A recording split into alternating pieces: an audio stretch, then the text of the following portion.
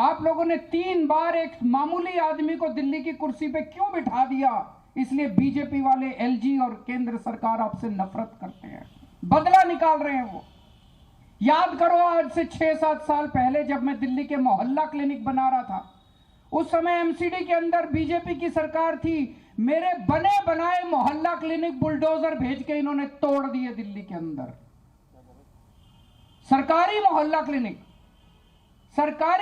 Clinic Delhi सरकार ने बनाए, एमसीडी में बीजेपी की सरकार थी, एमसीडी वालों ने बुलडोजर भेज के दिल्ली के मोहल्ला क्लिनिक तोड़ दिए। इतने गंदे लोग कौन हो सकते? जब मैं दिल्ली में जगह जगह सीसीटीवी कैमरे लगा रहा था, आज फक्र है हर दिल्ली वाले को। पूरी दुनिया में, ये मैं नहीं कह रहा, फोर्ब्स मैगजीन, इंटरनेशनल मैगजीन ने 2021 में बोला है कि पूरे दुनिया के अंदर सबसे ज्यादा सीसीटीवी कैमरे की डेंसिटी दिल्ली के अंदर है। 5 साल के अंदर दिल्ली में सबसे ज्यादा सीसीटीवी कैमरे लगवा दिए हमने। जब मैं सीसीटीवी कैमरे मैंने लगाने चालू किए तो एलजी साहब ने फाइल रोक दी, मेरे को सीसीटीवी कैमरे नहीं लगाने दिए। तब मैं, गोपाल राय, मनीष सिसोदिया और सत्येंद्र जैन एलजी साहब के घर के अंदर घुस के उनके कमरे में 10 दिन तक हमने धरना दिया था, याद करो। तब उस टाइम इन्होंने कैमरे लगाने की फाइल पास की थी। हम घर घर राशन देना चाहते थे, इन्होंने राशन की फाइल रोक ली। पिछले साल 2 महीने तक दिल्ली के मोहल्ला क्लिनिक की बिजली काट दी इन लोगों ने।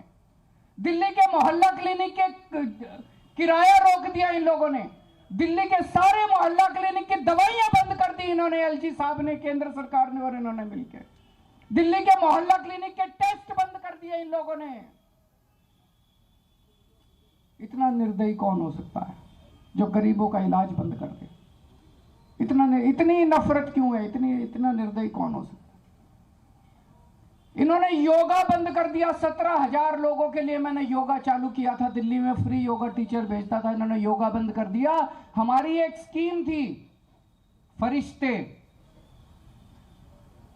उसमें दिल्ली में अगर किसी का एक्सीडेंट हो जाए तो उसका बड़े से बड़े, महंगे से महंगे प्राइवेट अस्पताल में इलाज कराते थे, सारा इलाज मुफ्त होता था। 23,000 लोगों की मैंने जान बचाई थी फरिश्ते से।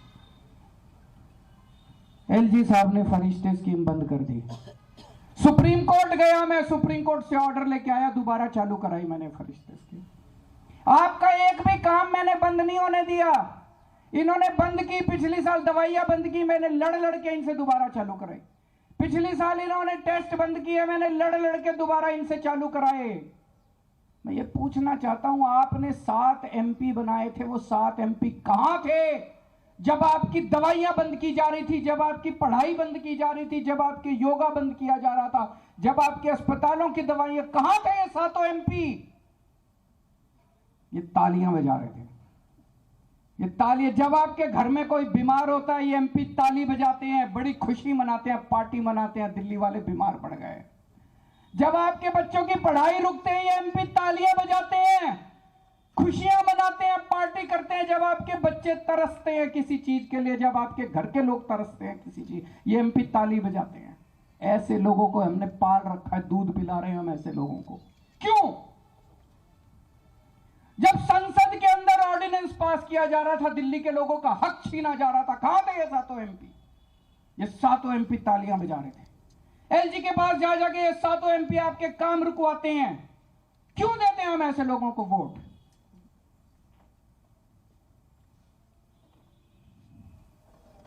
कल मैंने बिजली सब्सिडी पास की है कैबिनेट में, मैं आपको बता नहीं सकता कितना लड़ना पड़ा है मेरे को। ये चाहते हैं, मैं ये कहता हूं भाई हम अच्छे काम कर रहे हैं, तुम भी करो।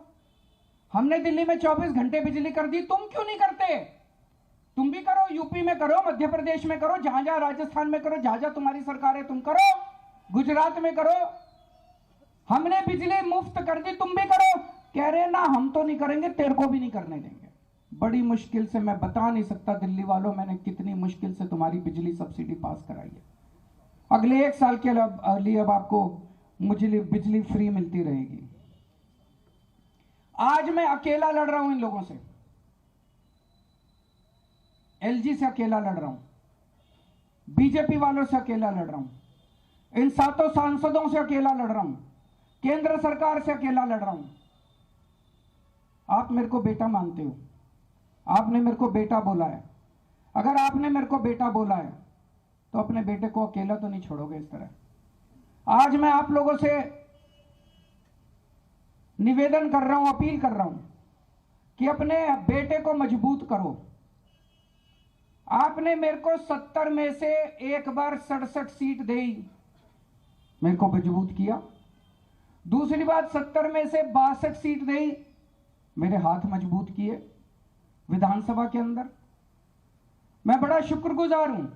आज ये जो मैं इनसे लड़ पा रहा हूं थोड़ा बहुत, ये इसी वजह से लड़ पा रहा हूं, जो भी थोड़े बहुत काम कर पा रहा हूं इसी वजह से काम कर पा रहा हूं, क्योंकि आपने इतना भारी बहुमत दिया था। अगर आपने 70 में से 40 सीट दी होती, ये बीजेपी वाले सरकार तोड़ देते, गिरा देते, खरीद लेते, डरा देते मेरे एमएलए को। ये तो आपकी दुआ है, आपकी कृपा है, आपका आशीर्वाद है, आपका प्यार है कि आपने 70 में से 62 सीट दी। इसी तरह से जैसे आपने विधानसभा में मेरे हाथ मजबूत किए, अब संसद में मेरे हाथ मजबूत कर दो। संसद में मेरे को 7 एमपी दे दो, जो इंडिया गठबंधन के हैं 7 एमपी दे दो। ये 7 एमपी मेरे 7 बड़े बड़े हाथ बन के काम करेंगे। अगली बार एलजी काम रोकेगा, ये 7 काम करा के लाएंगे। अगली बार अगर केंद्र सरकार काम रोकेगी, ये 7 काम रोक के काम करवा के लाएंगे। अगली बार संसद के अंदर आपके हक मारे जाएंगे, ये 7 एमपी संसद में उठ के आपकी आवाज बनेंगे। मैं आज आपसे यही मांगने के लिए आया हूं, ये 7 एमपी अगर हमारे आ गए तो आपके बेटे के हाथ मजबूत होंगे, किसी की हिम्मत नहीं होगी कि आपके काम रोक पाए। और ये तो कहते हुए घूम रहे हैं चारों तरफ, हमारी 370 आ रही है, हमारी 370 आ रही है, हमें नहीं चाहिए दिल्ली वाले। आपकी जरूरत ही नहीं इनको। खुलेआम कह रहे हैं 370 आ रही है, हमारी 370 आ रही है, इनको दिल्ली वालों के वोट चाहिए ही नहीं।